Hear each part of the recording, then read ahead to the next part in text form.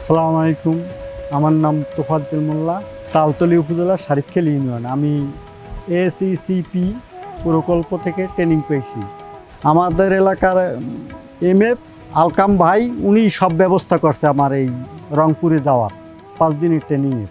আমি ওইখানে যাইয়ে 5 দিন ট্রেনিং করে এসেছি। ট্রেনিং যার সময় গেছি ওইখানে তখনই মন অস্থির হচ্ছে যে আমি এর একটা ঘর করব, এই নার্সারির ঘর। আসছি, ঘর করছি, ওই মাপ মতন করছি, করিয়ে চারা করতে আসি, বেচতে আসি। আমার চারা সবচেয়ে বেশি চলে বাজারে, অন্য অন্য লোকের চাইতে আমার চারাটা বেশি চলে।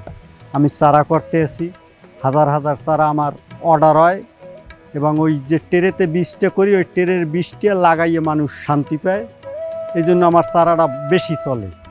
টোটাল এই তালতলী উপজেলা সব জায়গায় আমার চারা নেয়। আমার চারাটা লাগাইলে মানে ঢলে না, পাতা ঢলে না, লাগানোর সাথে সাথে ধরে। এই জন্য আমার এই চারাটাও চলে। এবং এই ট্রেনিং পাওয়ার পরে আমি লাভে আছি।